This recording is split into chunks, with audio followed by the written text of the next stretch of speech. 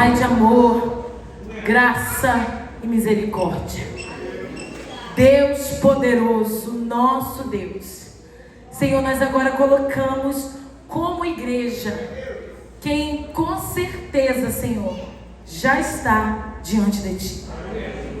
Tua filha, Tua serva, Tua ungida, escolhida, Senhor, que nessa noite estará encerrando, Deus, esse congresso. Aprove ao Senhor que fosse assim. E nós temos certeza que o Senhor vai falar através da Tua filha, como sempre o Senhor fala.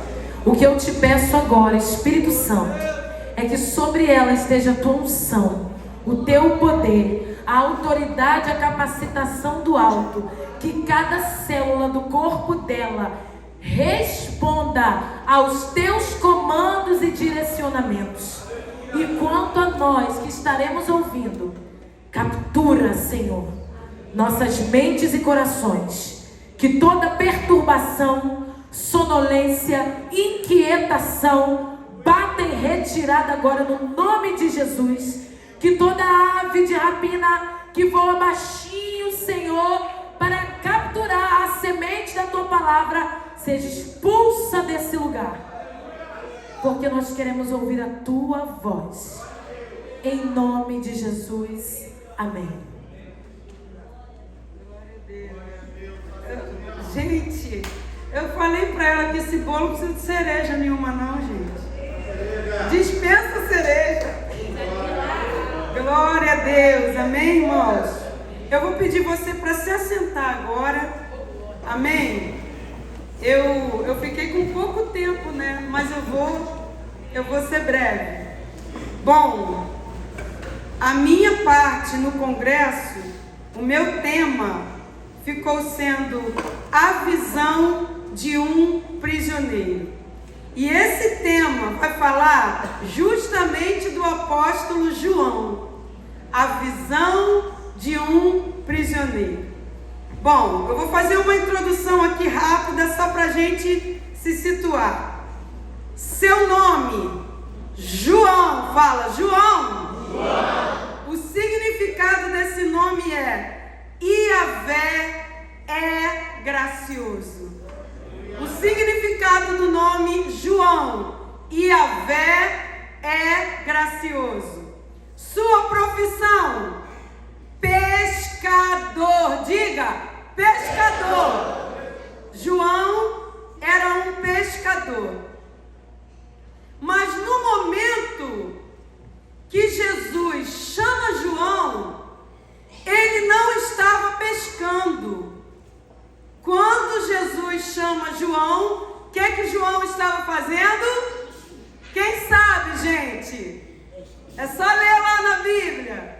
Vou deixar as princesas passarem, todo mundo parar de admirar elas e olhar para mim aqui, que tem cólicas. Aqui, o que João estava fazendo no momento que Jesus passou e chamou ele? Ele e o irmão dele estavam fazendo o quê? Consertando as redes. Isso é muito lindo, muito importante, você vai entender. João estava consertando as redes junto com seu irmão Tiago, não é? E olha só, quando Jesus chama Pedro, o que Jesus fala com Pedro? Pedro está pescando, Jesus disse, vem e eu vos farei pescador de homens.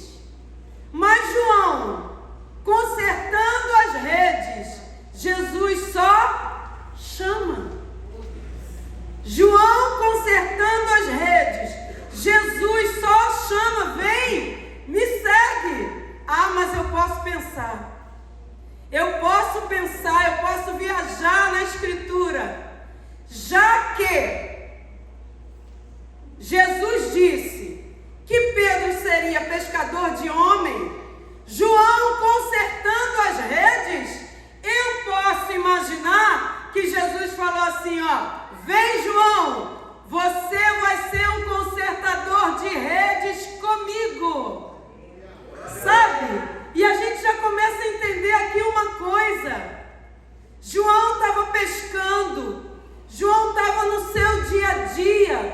não sei naquele momento se foi uma boa pesca, mas eu sei de uma coisa: era necessário consertar as redes. Em que momento você está da sua vida? Será que você não tem que dar um tempo de algumas coisas para consertar as redes? Sabe? Rede furada não retém o peixe. Rede furada não retém o ganho que você tem que ter. Não é verdade? E João e Tiago estavam consertando as redes. Pensa nisso. Qual é a rede da sua vida que tem que ser consertada? O que está escapulindo por esse buraco que está aí diante de você? Não é? E vamos falar, o pai de João, como é que era o nome dele? Cadê EBD, Mateus? Olha os seus alunos. Zebedeu. O nome do pai de João era Zebedeu. Sabe o que significa o nome Zebedeu? Presente de Deus. O pai de Tiago e João, mas no caso aqui a gente está falando de João, se chamava Zebedeu.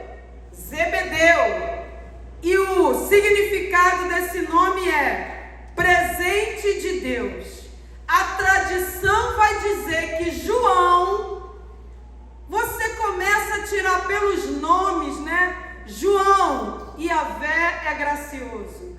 Zebedeu, presente de Deus.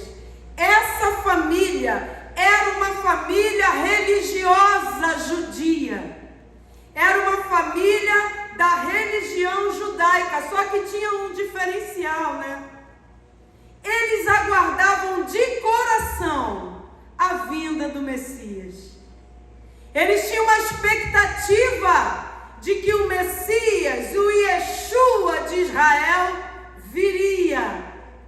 E quando Jesus passa e chama João, imediatamente vai. Só que João e Tiago, eles também tinham um apelido. Eles tinham um apelido. Quantos sabem o apelido de João e Tiago? Filhos do trovão. Boanerges. Filhos do trovão. Imagina você. Presente de Deus é o nome do... Só que ele tem 2 filhinhos. E o apelido dos garotos é Filhos do Trovão. Imagina como o presente de Deus era. Mansinho, calminho, né? Tão calminho que os filhos dele foram apelidados de Filhos do Trovão. Agora tu imagina como é que eram os garotos. Tu imagina como que eles eram. Filhos do Trovão, será que era à toa? Será que eles não eram tanto quanto explosivos? Será que eles não eram tanto quanto... Eu anotei aqui o que eles eram. Barulhentos. Imagina, trovão, gente, trovão. Quem está tranquilo ouve um trovão e fica tranquilo. E eles, filhos do trovão. João, filho do trovão. E de João posso dizer que isso aí batia com a personalidade dele. Quantos se lembram quando Jesus quis se hospedar em Samaria, que os samaritanos disseram assim: não tem vaga aqui para você, judeu. Aqui não tem vaga para tu passar a noite, não. Lembra qual foi a sugestão do filho do trovão? Como é que é, Jesus? Eles disseram que não tem vaga lá para tu. Lança fogo, queima todo mundo. Filho do trovão. Iavé é gracioso. João naquele momento não estava fazendo jus do nome dele, mas estava deixando o apelido tomar conta da personalidade dele, né? Só que ele encontrou Jesus, querido. queridos. Jesus encontrou ele consertando rede. E aí, o que aconteceu? O apóstolo João, a tradição também vai dizer, os livros que a gente lê paralelo à Bíblia, vai dizer que ele era o mais jovem dos 12. Ele era o mais jovem. E sabe o que aconteceu com ele? Jesus olhou para ele, Jesus o chamou e ele foi imediatamente. Logo, ele começou a fazer parte do núcleo mais chegado a Jesus. Quando Jesus subiu o monte da transfiguração, quem que Jesus levou? Pedro, Tiago e João.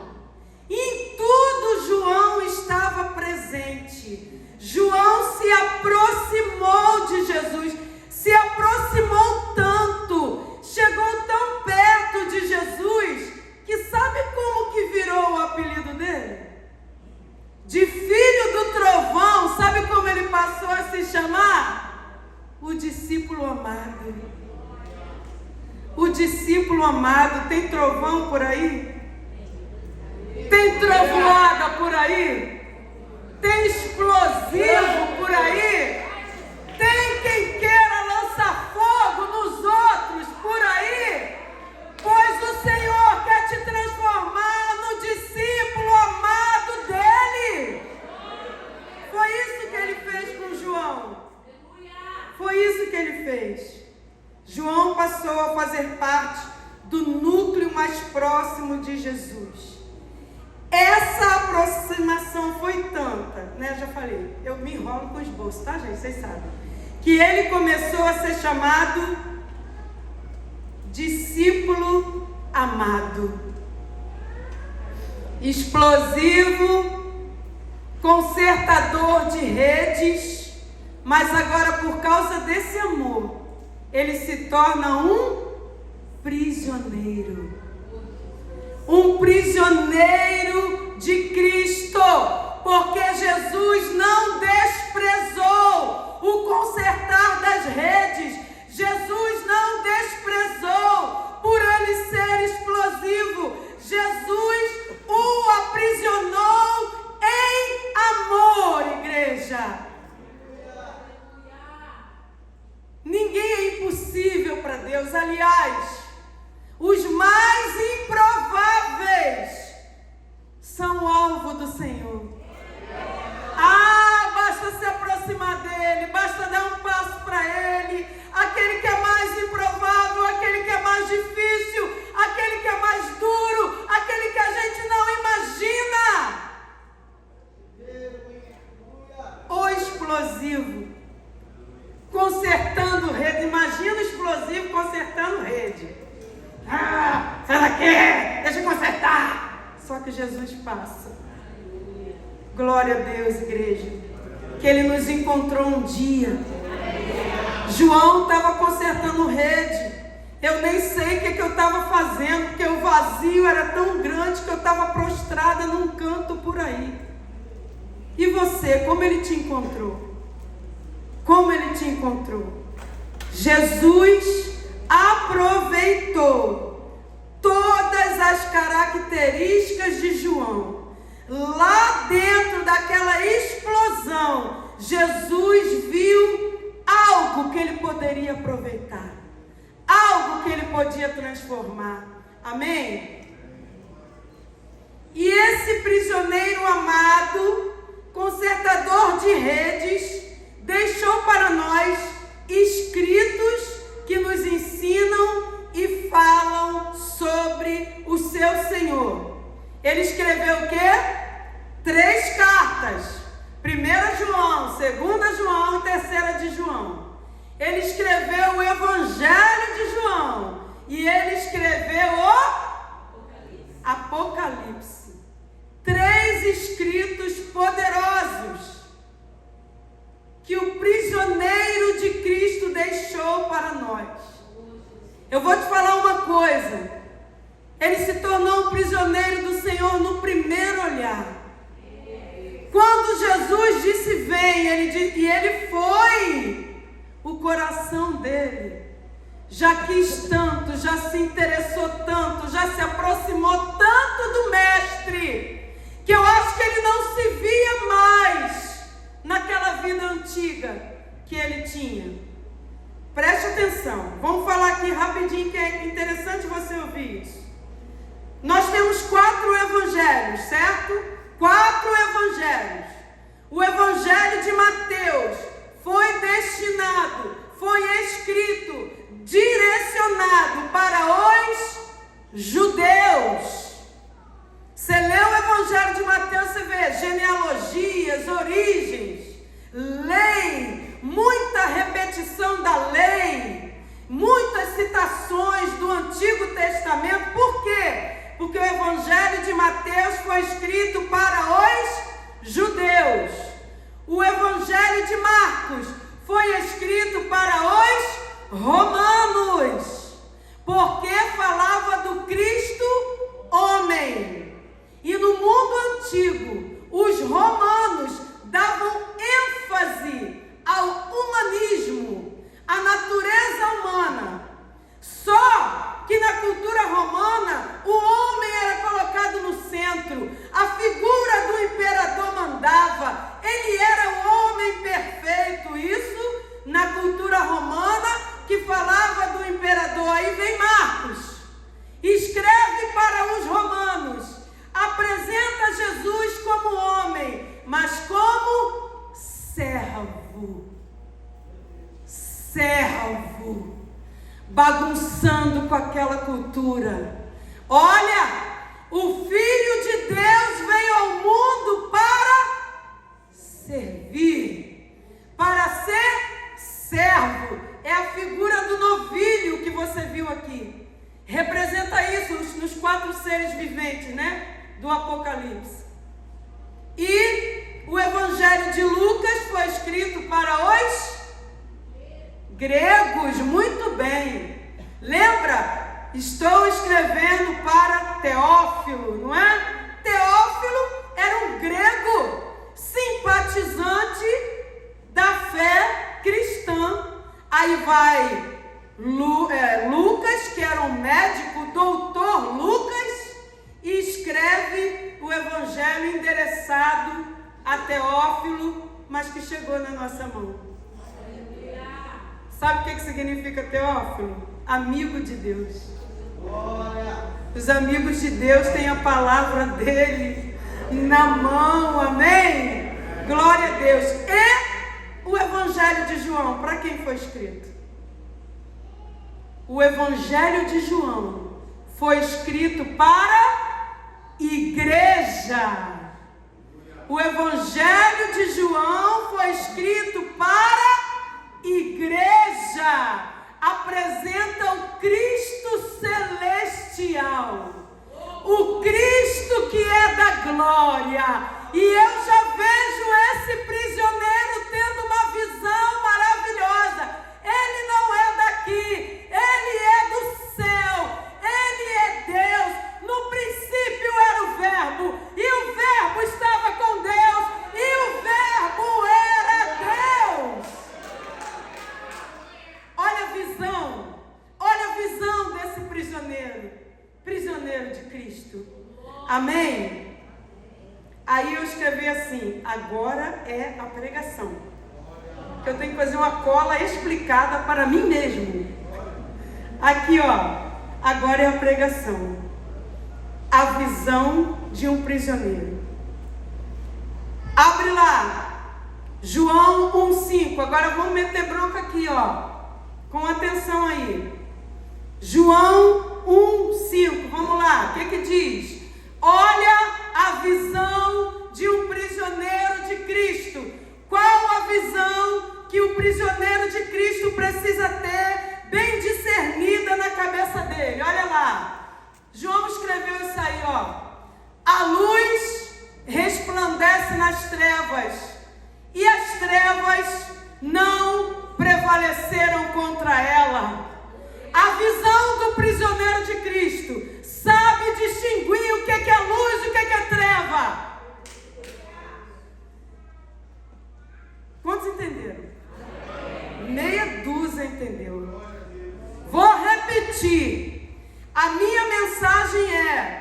visão de um prisioneiro. E esse prisioneiro, chamado apóstolo João, ele sabia discernir o que era luz e o que era trevas.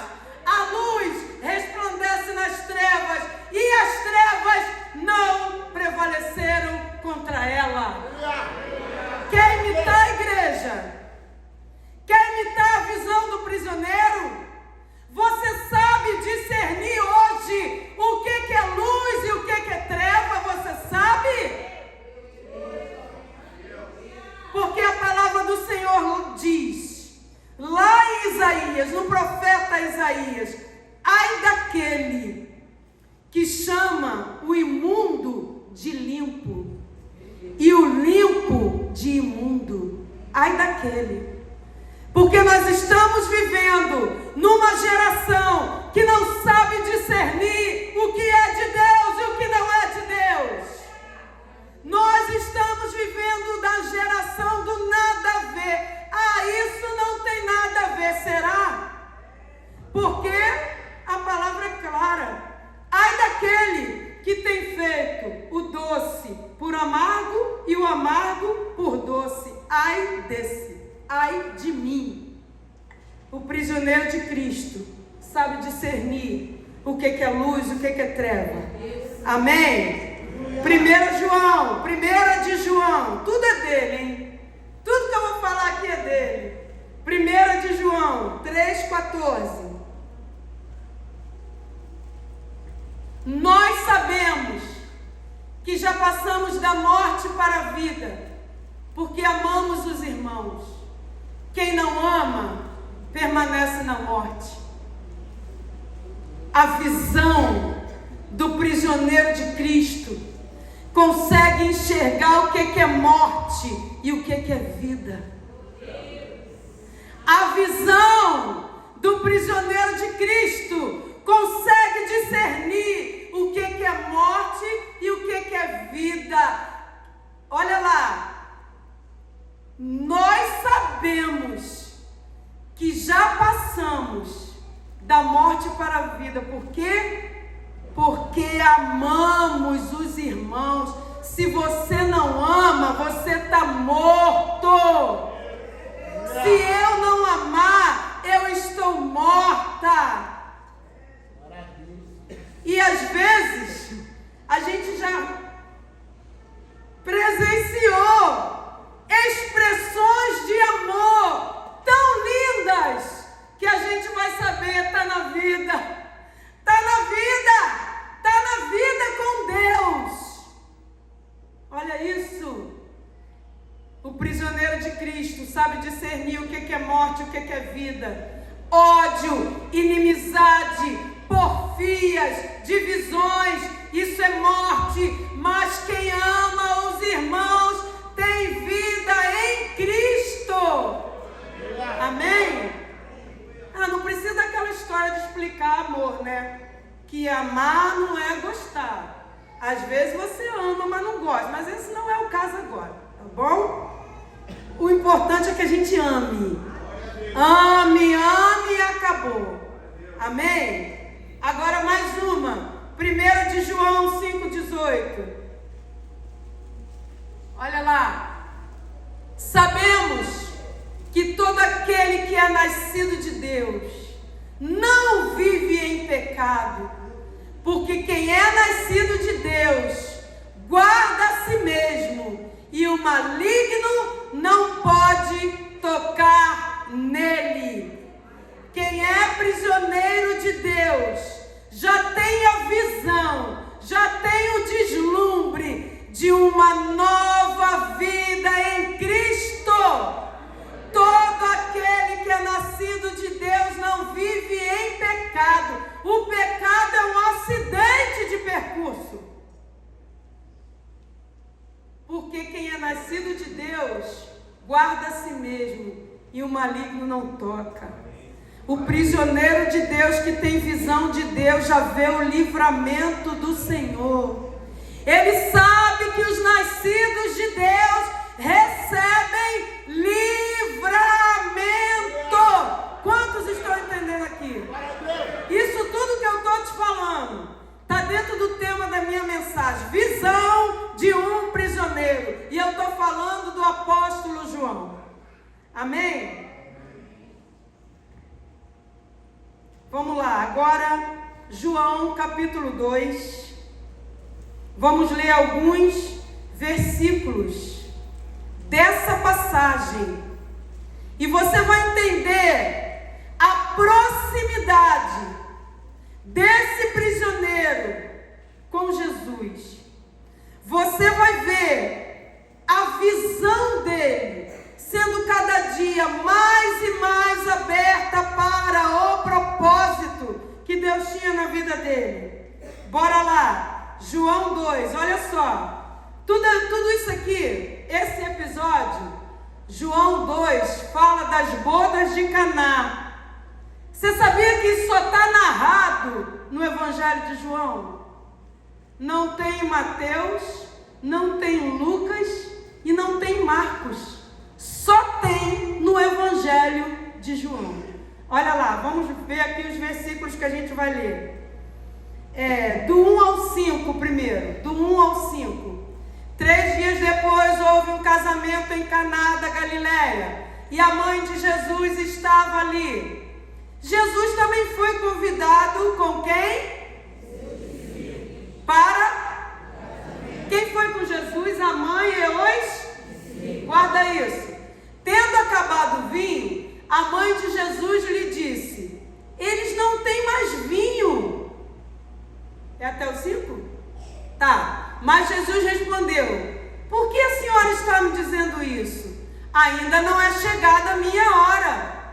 Então ela falou aos serventes: façam tudo o que ele disser. Quem está narrando aqui no Evangelho as bodas? Quem está narrando? João. Quem foi na festa com ele de casamento? Todos os discípulos. Só ele narrou, porque na hora desse B.O. aqui, só quem estava perto? Ele. Ele estava na mesa com Jesus e a mãe de Jesus. Ele estava prestando atenção em tudo, ele estava ligado. A visão do prisioneiro já estava sendo aberta para os mistérios de Deus. Pensa comigo. Todos os discípulos foram. Estavam eles lá dançando aquela dancinha judaica, né? Que dá o bracinho assim, cada um, todo mundo dançando. Mas João na mesa. Maria chega, tipo a cena lá do The Chosen. Maria chega. Meu filho, acabou o vinho. E daí, mãe? O que eu posso fazer agora? Não é chegada a minha hora. E João, ó, prestando atenção em tudo. Ele era próximo. Ele era o discípulo que se recostava no peito de Jesus. Ele era o discípulo amado. Agora vai lá para o 10 e para o 11. 10 e 11 de João 2.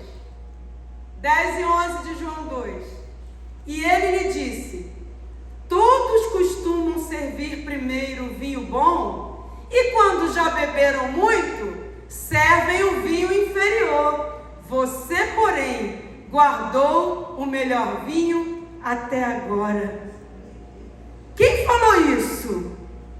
O mestre de cerimônia. O mestre de cerimônia falou para o dono da casa. Cara, João escreveu isso no detalhe, sabe por quê?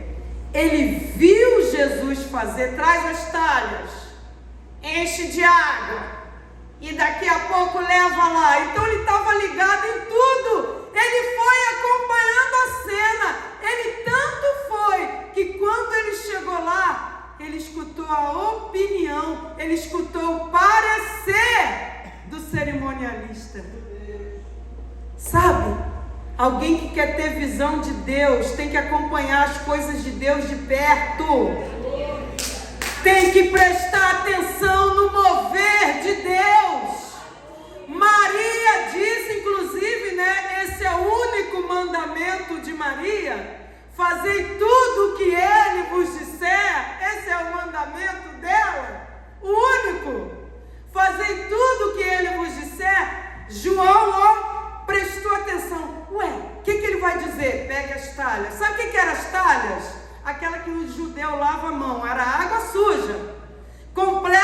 com água. Agora vai levando lá para o mestre, para o cerimonialista. João prestou atenção em todos os detalhes. Tu está passando batido nas coisas que Deus está fazendo ao teu redor.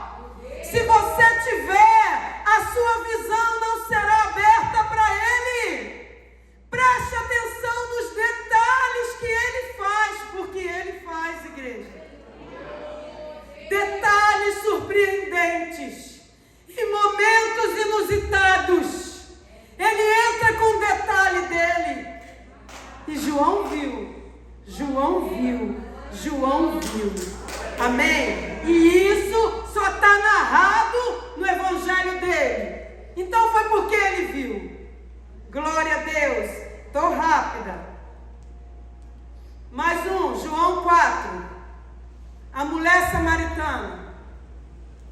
Também só tem no evangelho de João. Mulher samaritana, só no evangelho de João. Imagina se Mateus ia contar para os judeus. Jesus estava conversando com a samaritana lá no poço. Imagina se Mateus ia contar isso para os judeus. Imagina se Marcos ia escrever para os romanos. Bom, nosso mestre conversa com as mulheres estranhas, né? Tu imagina se Marcos ia escrever isso? E Lucas para os gregos? Grego era a inteligência do mundo antigo. E Lucas era um doutor. Então Lucas era bonzinho, cara, muito maneiro mesmo. Foi escriba de Paulo, não foi? Ele era bom. Mas ele disse assim, não, pula essa parte. Não é interessante para a medicina e não é interessante para os gregos. Pula.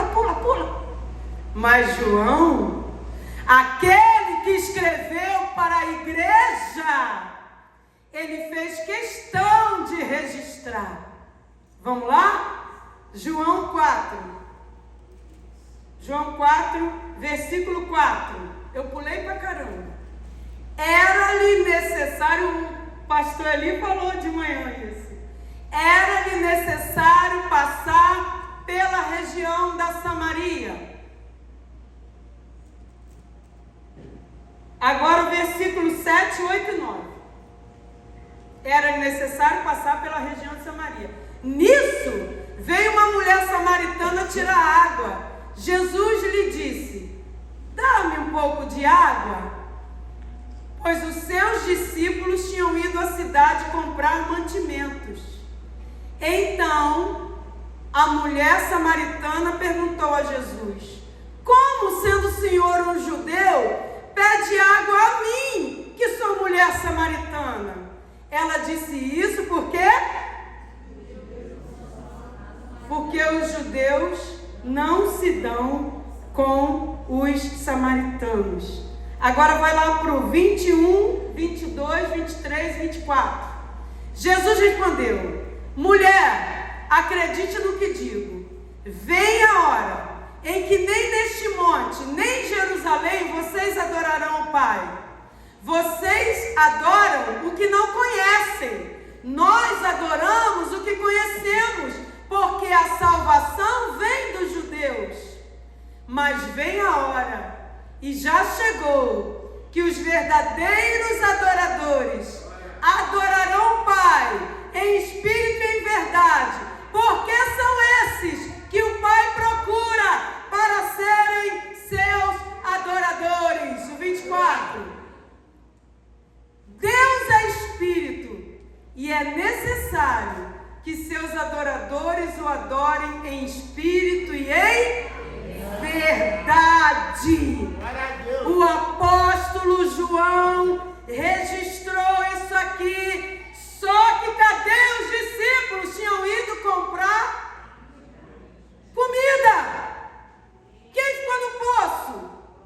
Jesus e a samaritana. Como é que João sabe? Como é que João sabe? Porque João quis saber. João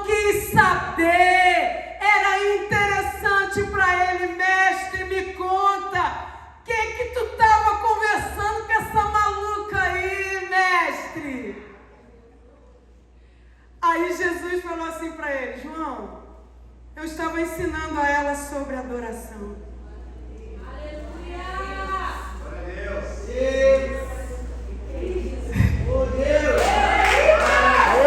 Aí, João, então me conta, mestre, me conta como é que o senhor ensinou. Me conta, João. Ela indagou várias coisas. Ela falou que esse poço aqui era meio místico, porque até o gado de Jacó bebeu água aqui. Aí ela acha que aqui no monte é o lugar da... Olha, João quis saber e Jesus contou. O que você precisa saber do mestre para abrir a sua visão em relação a quem ele é? O que você precisa saber? Ele vai falar com você. Ninguém narrou essa história. João, que escreveu para a igreja, narrou por causa disso, por causa daquela conversa que o apóstolo João quis saber qual tinha sido. É que hoje nós sabemos que o Pai procura tudo, porque João queria saber de tudo. Para quê? Para escrever para a igreja. Quantos podem glorificar o Senhor? Glória a Deus! Amém! Eu estou me embolando aqui com papel. Não, esse aí. Agora mais um. João 11. Eita, aqui também só João que fala, hein? Só tem no Evangelho de João. Eu estou falando essas particularidades porque eu estou falando da visão de um prisioneiro. E essa visão foi progressiva. Foi crescendo, foi crescendo, foi crescendo e teve um ápice, que a gente vai chegar lá. João 11, o 39 e o 40. Estou pulando muito, vamos lá. Então Jesus ordenou: tirem a pedra. Marta, irmã do falecido, disse a Jesus: Senhor, já cheira mal, porque está morto há 4 dias. Jesus respondeu: eu não disse a você que se você cresce, você veria a glória de Deus? Agora vai lá para o 43 e 44. E depois de dizer isso, clamou em alta voz: Lázaro, venha para fora. Aquele que tinha morrido saiu, tendo os pés e as mãos amarrados com ataduras e o rosto envolto no lenço. Então Jesus lhes ordenou: desamarrem-no e deixem que ele vá. Um milagre de ressurreição. A Bíblia vai dizer que todos os discípulos vinham, mas só quem escreveu um milagre dessa amplitude foi João. Escreveu. João escreveu. E sabe uma coisa que ele guardou? Ele guardou isso aqui, ó. Se eu crer, eu vou ver. Eu escutei ele dizendo para a irmã do morto. Eu escutei ele falando com ela. Se ela crer, ela vê. Ela era até uma teóloga. A Marta, lembra a Marta? Teologando com Jesus. Eu sei, Jesus, que no último dia, na ressurreição, estou sabendo, aprendi no seminário. Que nada, garota! Se você crer, você vai ver aqui, você vai ver agora. E Jesus e João, tendo uma visão maravilhosa desse Cristo celestial, desse Filho de Deus, desse Verbo vivo que veio ao mundo, a visão de um prisioneiro. Ele não se tornou prisioneiro em Pátimos, ele se tornou prisioneiro de Cristo desde o primeiro encontro. encontro. Ah, nas bodas de Caná ele ficou muito aprisionado. Quando ele escutou a história da samaritana, ele ficou algemado. E quando ele viu a ressurreição de Lázaro, ele disse: eu entro nessa cadeia com esse meu mestre aí, não saio nunca mais. Glória a Deus. Amém, meus irmãos? O prisioneiro entendeu o seguinte: se creres, verás a glória. Repete aí: se creres, verás a glória. Prisioneiro de Cristo, você precisa crer para ver a glória. E continua prestando atenção e não dorme. Não dorme. Amém? Vamos lá agora. Às vezes, o prisioneiro vê coisas que ele nunca queria ver. Passa por coisas que ele nunca queria passar. Mas é a visão do prisioneiro. É a visão. É aquilo que ele precisa ver para prosseguir no propósito. E o prisioneiro de Cristo pensa assim: não, isso não. Até aqui eu consegui. Estava tudo legal até agora. Mas daqui para cá, não posso, não quero ver. Não quero ver. Deixa eu ficar aqui na minha prisão, no meu cantinho. Não precisa me levar além. Mas como Tiago pregou, o prisioneiro não vai onde quer. O prisioneiro não fala o que quer. O prisioneiro não vê só o que quer. E chegou a hora de João começar a contemplar quadros que ele não queria. Ele não queria. Abra em Marcos. Não, peraí. João.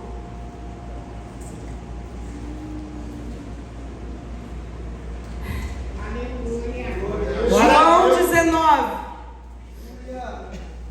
João 19. Esse relato você vai encontrar nos outros evangelhos.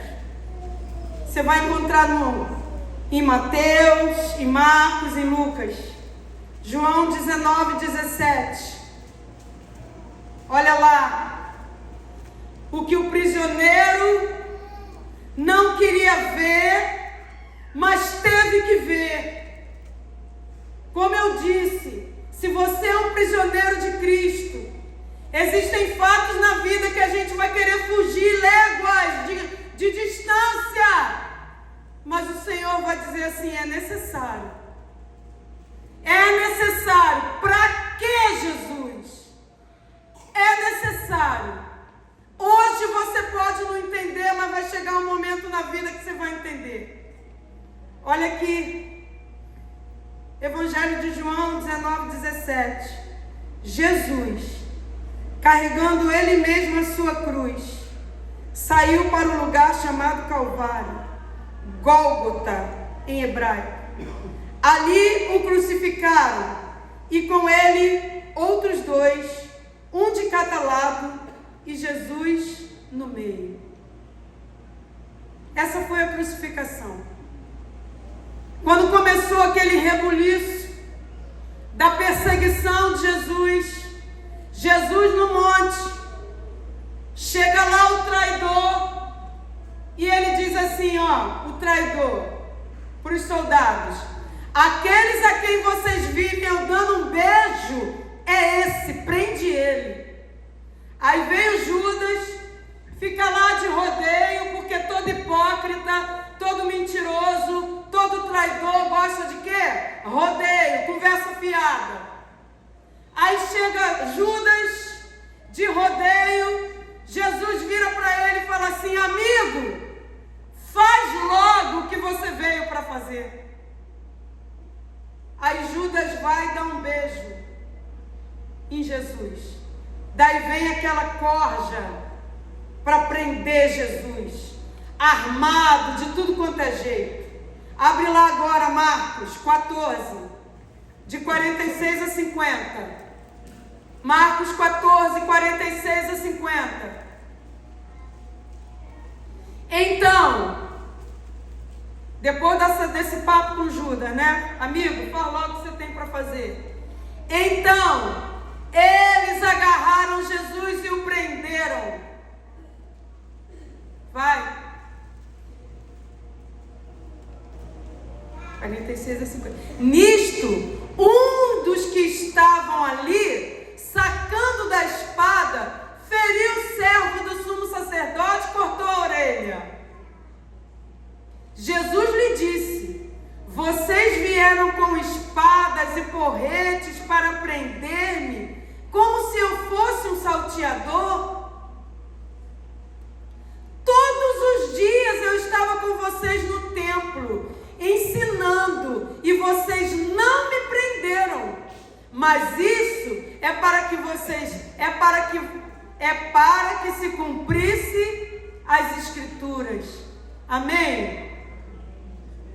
João relatou isso. E o que João viu aqui? Cara, realmente, Jesus ensinava, Jesus estava no meio deles e ninguém prendeu. Se eles estão prendendo agora, não é que eles estão prendendo, é que Jesus está se entregando. Mais uma visão do prisioneiro de Cristo. Jesus se entregou. Jesus se entregou por amor. O discípulo amado estava agora tendo a visão do amor de Cristo. E ele relatou isso aqui. E a Bíblia vai dizer que nessa noite aí, quando aconteceu isso, todo mundo meteu o pé. Todos os discípulos fugiram. Quantos se lembram dessa parte? Todos fugiram, todos fugiram. Abre o olho, não dorme, gente. É sério, não dorme. Hoje é domingo, por que não dormiu de tarde em casa? Né, gente? Por favor, acorda. Olha só, é um momento de